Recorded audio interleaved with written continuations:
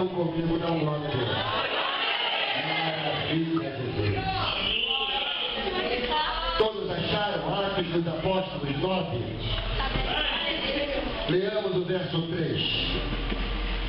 E indo no caminho, aconteceu que, chegando perto de Damasco, subitamente o cercou um resplendor de luz do céu, e caindo em terra, ouviu uma voz que lhe dizia: Saulo, Saulo, por que me persegues? E ele disse: Quem és, Senhor? E disse o Senhor: Eu sou Jesus, a quem tu persegues. Duro é para ti recalcitrar contra os aguilhões. Verso 10. E havia em Damasco um certo discípulo chamado Ananias. E disse-lhe o Senhor em visão a Ananias. E ele respondeu: Eis-me aqui, Senhor. E disse-lhe o Senhor: Levanta-te e vai à rua chamada direita, e pergunta em casa de Judas por um homem de Tarso chamado Saulo, pois eis que ele está orando.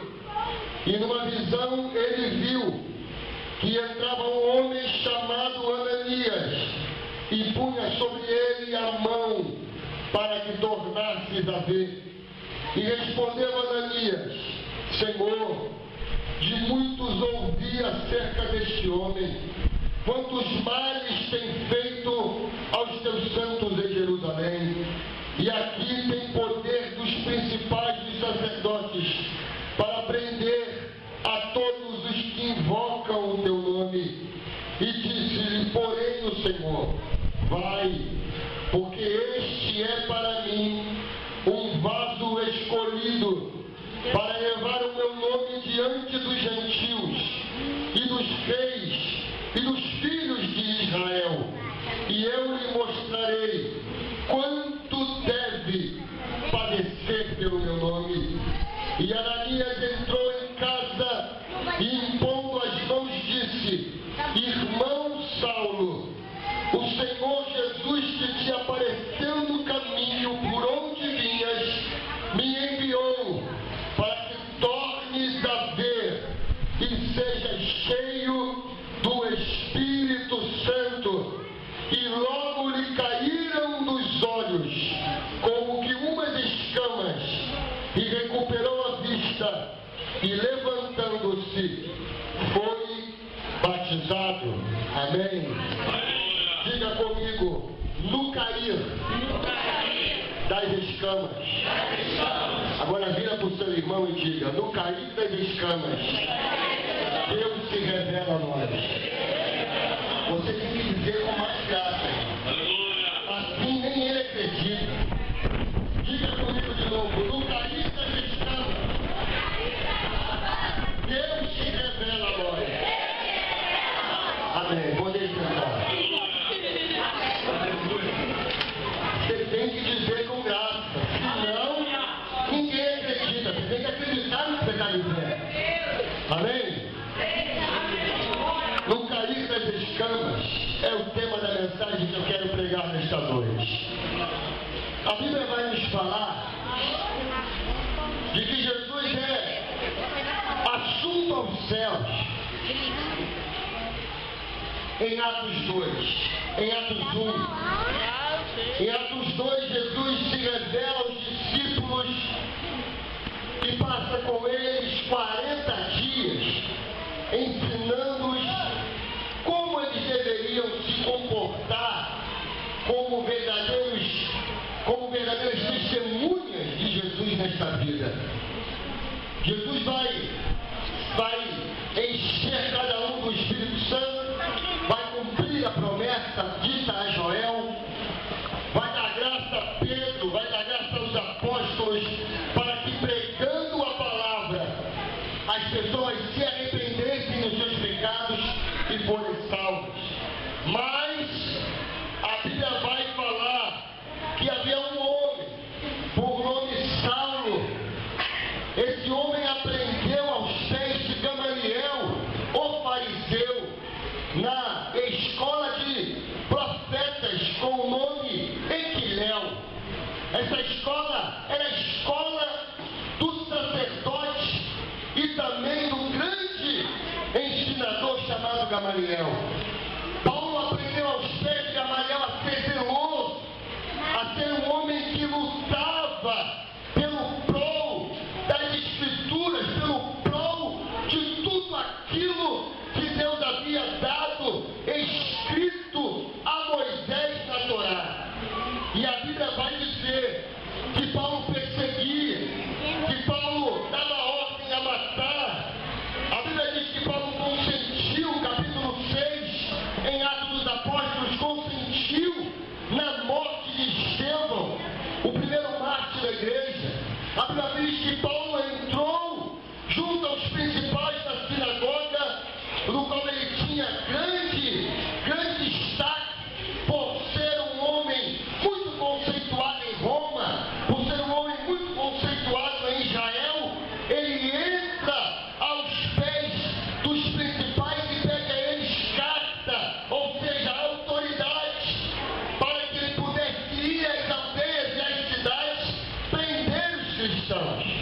E a Bíblia vai dizer que nesse tempo a igreja crescia poderosamente, e Deus acrescentava à igreja os que haviam de se salvar, e todos eram cheios do Espírito Santo. Porém, Paulo sai de Jerusalém com destino a Damasco, e no caminho de Damasco, Jesus vai se apresentar a Paulo e vai se revelar a Paulo. Paulo vai ter a maior experiência da sua vida quando encontra-se com Jesus. Porém, ele não vê a face, ele não vê o rosto, ele não vê a forma, somente uma luz resplandecente, e ele cai do cavalo que ele estava indo. E a Bíblia diz que outrora Paulo guiava, agora Paulo vai ser guiado, porque ele cai do cavalo e ele vai perguntar logo de cara: quem é, Senhor? E Jesus vai dizer para ele: eu sou Jesus de Nazaré, a quem tu persegues. Porém, Paulo, tudo é para ti recalcitrar, ou seja, lutar, debater contra os meus aguilhões, ou seja, contra a minha verdade. Diz a Bíblia que nada podemos contra a verdade, a não ser a verdade. A Bíblia é a maior verdade, ou melhor, vamos dizer, corrigindo, a única verdade. Um dia desse eu estava dando aula no seminário e um irmão virou para mim e disse: irmão Luiz, nós temos que falar a verdade. Eu gostei, falei: muito bom, filho, você está começando bem. E ele disse: eu tenho que falar a verdade, mas eu falo na cara. Eu gosto de dizer a verdade na cara dos outros. Aí eu aproveitei que a aula estava cheia, né? Lotado de gente. Aí eu virei para ele e falei: muito bem, meu filho, porém, que verdade é essa? Às vezes a gente tem um questionamento e não está preparado para a réplica. Aí ele veio e disse: não, a verdade. Falei: bem, mas no conceito de verdade e de mundo temos duas verdades: a sua, né, e a Bíblia. Qual é a verdade que deve ser falada? Se for a sua, ela é mutável, temporal, e a Bíblia diz que é mentirosa. Ele olhou, falou: o quê? Falei: sim. Paulo diz: seja todo homem nem. Fala comigo: seja todo homem nem, mas só Deus verdadeiro. Porém, quando a Bíblia vai dizer que Paulo pregava o Evangelho, ou melhor, que Paulo pregava a Deus, ele não pregava uma mentira. Paulo pregava a lei. E ele vai dizer nas suas cartas que ele era zeloso em pregar a lei, que ele era zeloso em cumprir o que a lei dizia. Não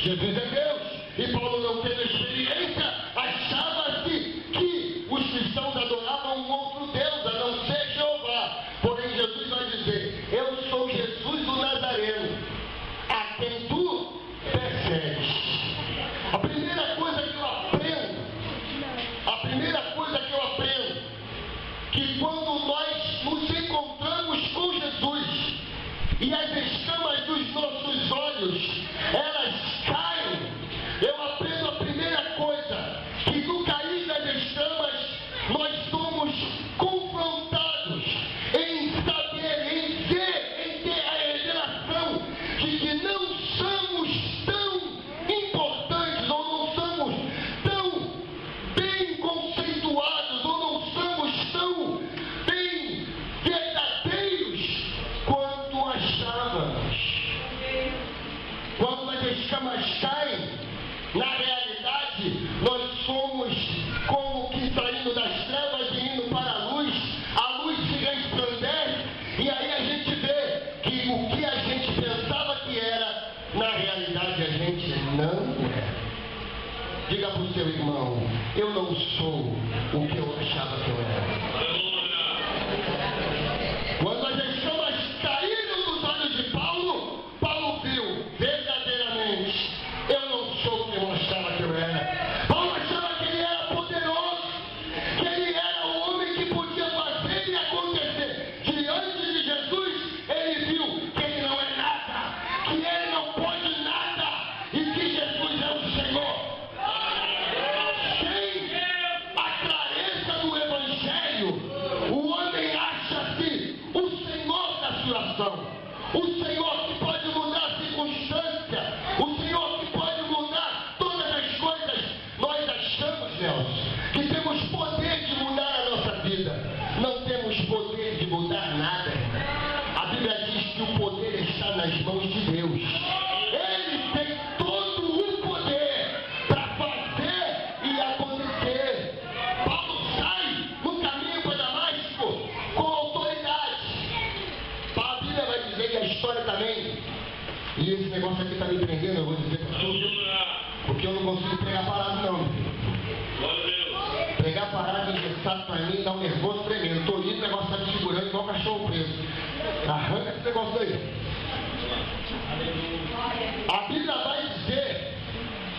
Bíblia vai dizer que Paulo vai sair com toda a autoridade. Não só pelo que Paulo era, mas também pelo que reconheciam a Paulo. Toma cartas, Paulo. Você pode ir lá em Damasco, você pode ir lá, aonde você quiser, você tem entrada fácil. Aqui estão as cartas para você.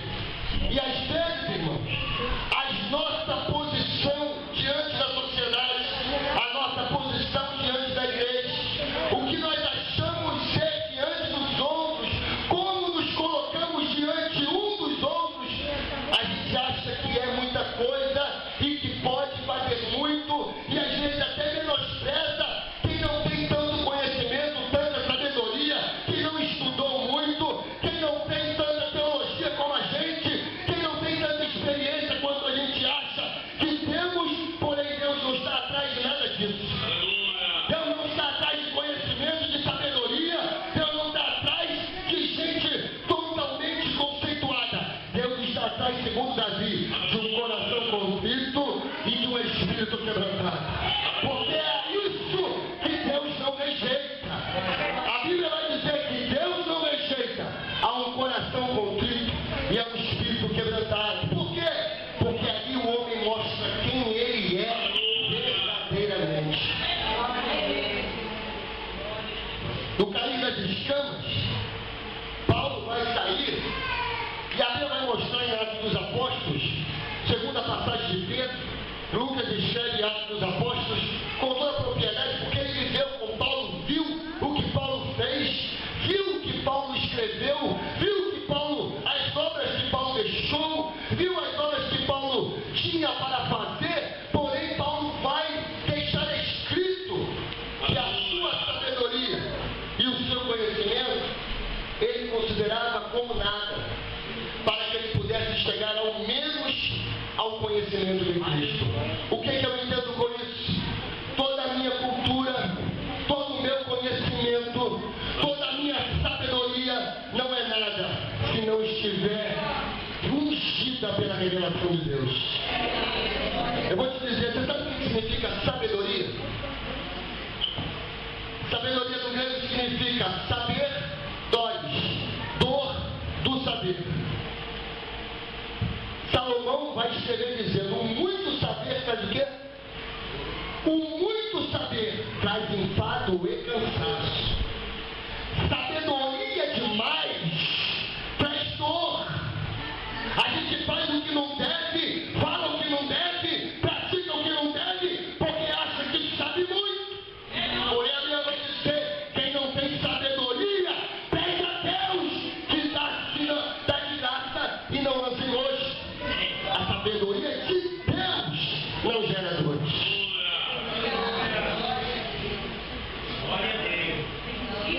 No cair das escamas eu aprendo mais uma coisa.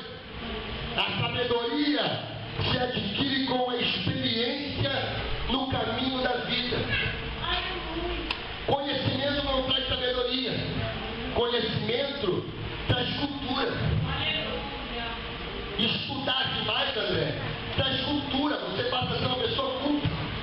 Fala menos errado, sabe se comportar onde entra, sabe se impostar no que fala, mas sabedoria é diferente. Sabedoria se adquire no caminho. É a vida que nos ensina, é a vida que nos constrói, é a vida que faz com que a gente cresça em sabedoria. Fala. Isso, a observação. Quanto mais você vive, quanto mais você tem experiência, quanto mais você constrói o seu caminho, por isso o texto vai dizer: ouve tu, filho meu, e dirige o teu caminho, conforme o que você faz, conforme o caminho que você anda, isso te torna sábio ou não. Porque não é todo o caminho que te vai fazer sábio. A Bíblia diz que há caminhos para o homem que parecem bons, mas são caminhos de morte. Isso mostra que nem sempre o que eu vou fazer, o que eu vou dirigir no meu caminho é bom. A Bíblia vai dizer que o homem faz planos no seu coração, mas a resposta certa vem da boca de Deus. A Bíblia vai dizer que o homem elabora planos, mas é Deus que pesa os sentimentos.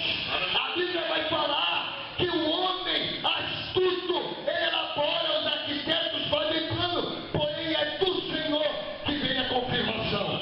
O que a Bíblia está me dizendo? Que não adianta eu achar que eu vou fazer e vai dar certo. Se Deus não dirigir os nossos passos, o nosso passo não anda. A Bíblia vai falar em Salmos 37, versículo número 14: os passos de um homem bom, ou seja, o caminho de um homem bom, são confirmados pelo Senhor. O que é que isso mostra, Luiz? Isso mostra que cada caminhada que eu dou nessa vida, Deus tem que estar na minha frente, endireitando o caminho, consertando as veredas, limpando o espaço, dizendo: vai, filho meu, que eu estou na tua frente, vai, filho meu, porque eu sou contigo, vai, filho meu. É isso que ele disse para Jacó: Jacó, olha, Jacó, você vai passar pelo fogo e ele não vai te queimar, porque eu estou contigo. Você vai passar pelas águas e elas não te submergirão, porque eu estou contigo. Pode ir, Jacó, pode ir, porque o Senhor, eu sou o teu Senhor, à tua direita. No cair das escamas, a gente aprende que a sabedoria se adquire com a experiência. Um homem sem experiências com Deus não tem nada. Paulo tinha experiência. Paulo viu muitas coisas dele. Paulo viu o céu por dentro. Coríntios 12, 2 Coríntios 11, ele vai dizer: eu conheci um homem que não sei se no corpo ou fora do corpo, Deus sabe, mas ele subiu ao céu. Eu não sei no corpo ou se fora do corpo, porém ele viu coisas inefáveis, que a um homem não é lícito contar. Que é um homem mais experiente do que Paulo, que é um homem mais experiente do que Paulo, porém Paulo vai falar: a sabedoria do homem é loucura para Deus, porque Deus pega o homem na sua sabedoria. Quer ser sábio? Você quer ser sábio? Pergunte para o seu irmão: você quer ser sábio?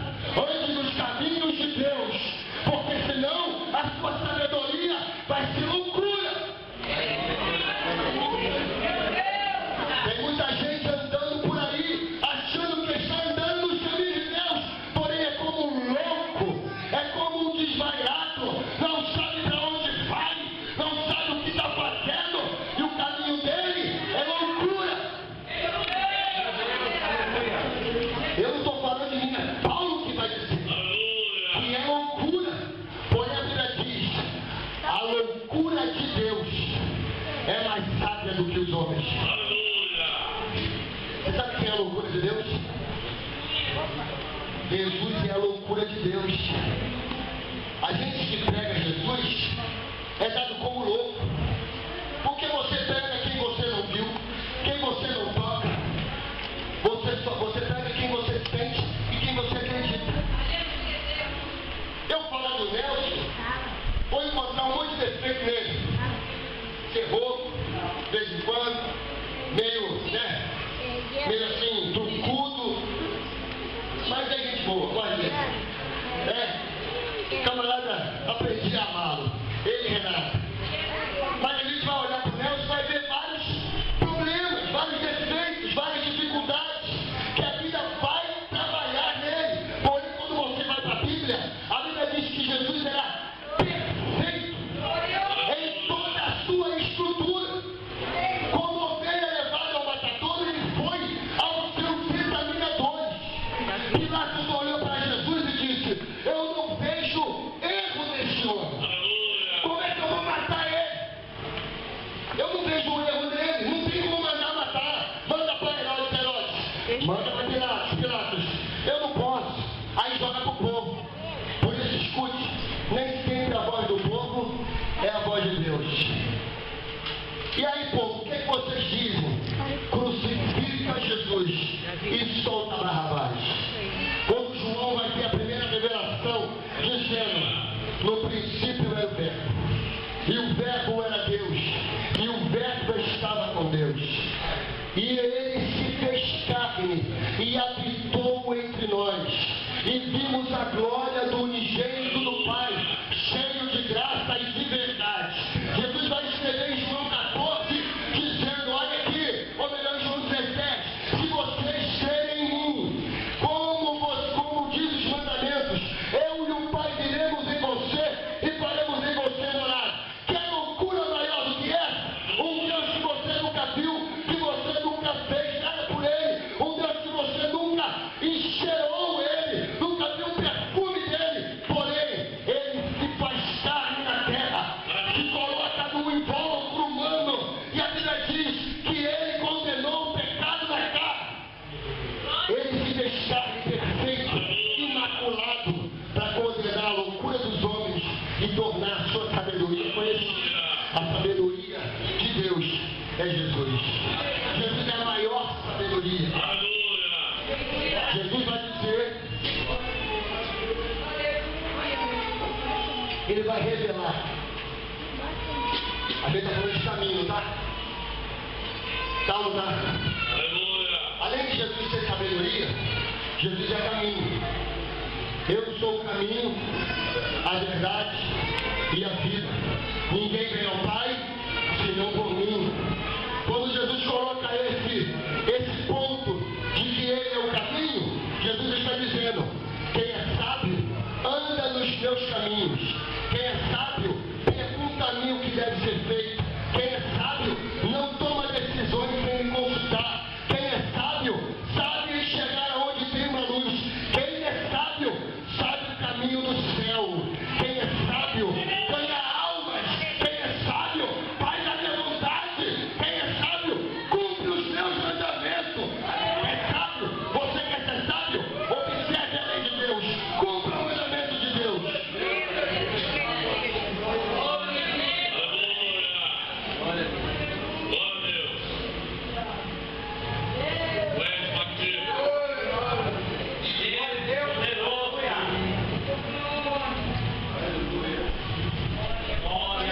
Paulo vai sair, e Paulo no caminho, a Bíblia vai dizer que ele cai do cavalo, correto?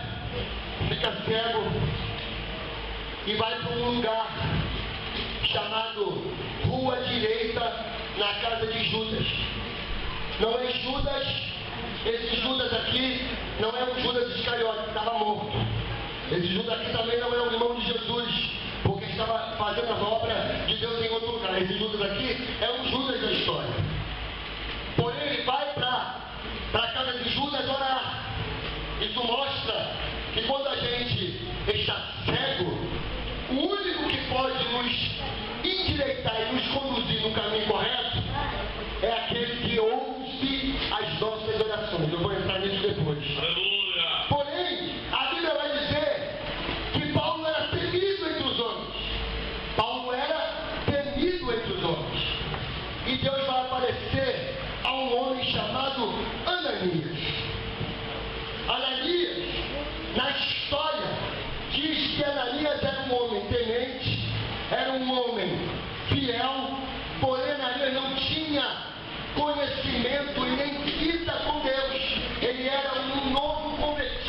ele era um jovem.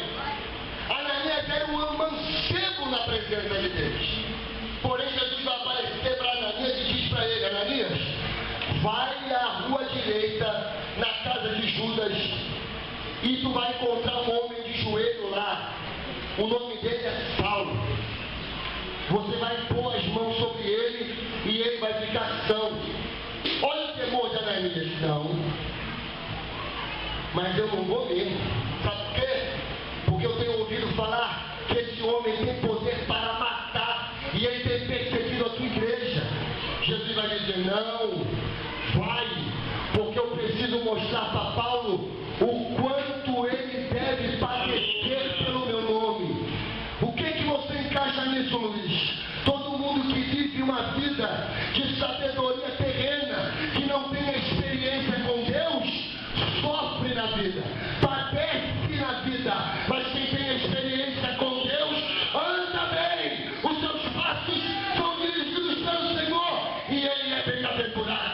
A Bíblia vai dizer que Ananias chega lá.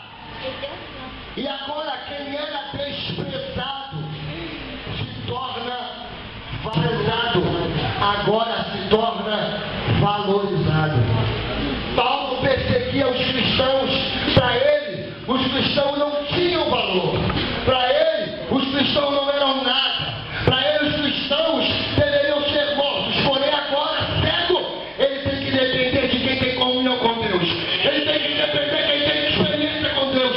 Ele tem que depender de quem com Deus fala. Assim é conosco. As pessoas podem nos desprezar lá fora, achando que somos loucos. Mas o mundo precisa da igreja. O mundo precisa de mim e de você. Porque o mundo não tem o que nós temos. O mundo não sabe o que nós sabemos. O mundo não vai para onde nós vamos. Antes Ananias é desprezado, agora é valorizado. Por quê? Porque Paulo precisava aprender. E na maioria das vezes é assim. A gente aprende com quem a gente mais ou com quem a gente menos valoriza. A gente olha para as pessoas, a gente olha uns para os outros e às vezes não valorizamos tanto como merece. Sabe por quê? Porque é natural do homem julgar. É natural de nós, seres humanos, nos colocar sempre um pé à frente ou um degrau acima, sempre pela posição que exercemos ou pelo status que temos. Porém, Paulo, ele está indo em cavalo. Sabe o que significa cavalo na Bíblia? Altivez. Deus vai dizer para Salomão: Salomão, constrói o teu reino, porém nunca desça ao Egito para pegar cavalo. Por quê? Porque cavalo fala de altivez, fala de soberba. Paulo estava indo em cavalo, altivo, soberbo, senhor de todas as situações. Quando ele encontra com Jesus, tudo cai por terra, porque ele teve que aprender que o único poderoso é Deus. O único todo-poderoso é Jesus. Eu falei que eu ia falar de oração. Eu vou falar de oração. A Bíblia vai falar que a oração dos santos tem lugar reservado no céu. A minha oração e a sua não fica no telhado, não fica no ouvido dos irmãos. A minha oração e a sua tem lugar reservado no céu. Prova, Luiz, provo. A Bíblia diz em capítulo 5 de Apocalipse que João está no céu, revestido de um sobrenatural, e o anjo está apresentando o céu para João. E João está vendo almas debaixo do trono de Deus clamando por misericórdia. E de repente o anjo se apresenta a João com uma salva de ouro e com incenso dentro da salva. O anjo pergunta para João: João, o que é isso? E João diz: eu não sei, tu sabes.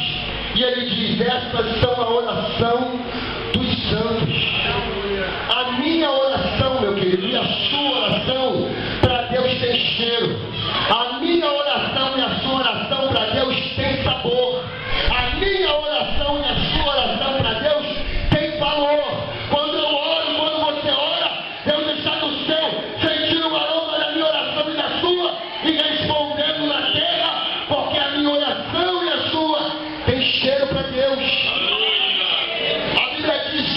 vezes está entrando no templo e de repente ele vê o céu se abrindo e querubins juntando a face de Deus e rodeando. Os querubins possuem 4 faces: face de boi, face de homem, face de águia e face de leão. Leão, boi, homem e águia. Ele tem 4 faces. As 4 faces representam os 4 evangelhos do Novo Testamento. Face de leão, Evangelho de Mateus, escrito aos judeus: Jesus é o leão da tribo de Judá. Face de homem, ou melhor, face de boi, é o Evangelho de Marcos, escrito aos romanos, mostrando Jesus como um servo fiel. E a Bíblia diz que ele foi fiel até a morte. Rosto de homem, Lucas escreveu aos gregos, apresentando a sabedoria de Deus num homem comum e sem estudo, porém Jesus era sábio do céu. E rosto de águia, apresentando João, escrevendo um evangelho, dizendo que Jesus é Rei dos Reis e Senhor dos Senhores. Porém, os anjos estão no céu, clamando diante da face de Jeová, dizendo: Santo, Santo, Santo é o Senhor dos Exércitos. Toda a terra está cheia da sua glória. Enquanto eles clamavam, a voz do que clamava se movia e entrava por debaixo do trono de Deus, e o trono se movia, e que Deus se movia de tal forma que os umbrais do templo não conseguiam se manter de pé, e a glória de Deus entrou na casa. O que é que você quer dizer, Luiz? Quando eu adoro a Deus, quando eu oro a Deus, quando eu busco a presença de Deus, a minha oração, o meu clamor, vai lá em cima, toca em Jeová e coloca ele de pé para agir na igreja.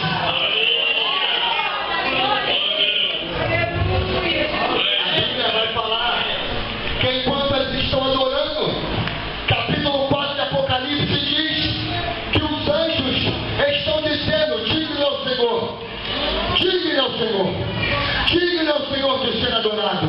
E a Bíblia vai dizer que João viu seres celestiais no céu, na terra e debaixo da terra, e todos clamavam dizendo: digno é ele, digno é ele, digno é ele de ser adorado. E nesse momento os 24 anciãos retiram suas coroas e lançam diante do Cordeiro, dizendo: digno é o Senhor, digno é o Senhor de abrir o livro e desatar os seus 7 selos. João está tendo essa visão, porém Paulo tem uma visão em Tessalonicenses dizendo: queridos, não quero que sejam ignorantes, porque nós não perceberemos o que dorme, mas verdadeiramente seremos arrebatados e teremos o nosso corpo transformado, e no abrir e fechar de olhos estaremos para sempre com ele. Hoje não se prega mais esse tipo de mensagem, sabe por quê? Porque as pessoas querem ficar aqui. As pessoas estão presas igual a mulher de Ló nessa terra. Porém eu e essa igreja desejamos o céu. Eu e nós desejamos o céu. Quem deseja o céu da glória? Quem deseja entrar no céu? Então glória a Deus.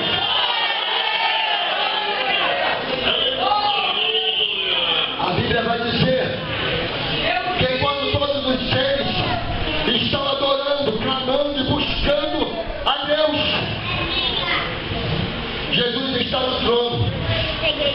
Porém Jesus, ele não confunde os seus, a Bíblia diz. Porém ele confunde quem não sabe quem é ele. Todo mundo olha para o trono e espera encontrar o que no trono. Todo mundo que olha para o trono espera encontrar quem no trono? Um rei. Por isso eles oraram e encontraram um cordeiro. Eles oraram e encontraram um cordeiro sentado no trono. E João vai se maravilhar com o cordeiro. E João vai chorar, porque o livro que João havia visto, em que os querubins clamavam: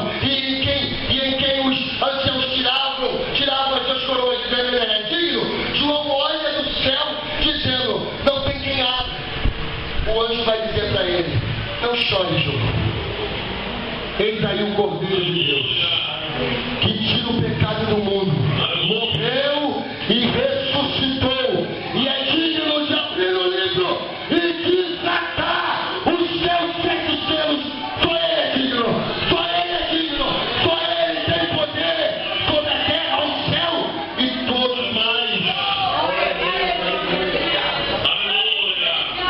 A Bíblia vai ainda contar. Eu quero fechar agora dizendo que a Bíblia vai falar a nós, igreja do Senhor, que quando a igreja está sendo arrebatada, alguém tem uma visão. Quem teve, Luiz? O salmista Davi tem uma visão, porque é a maior revelação de todos os tempos.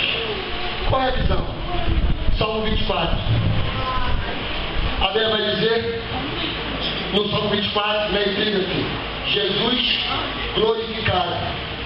A Bíblia vai dizer que Jesus está adentrando o céu.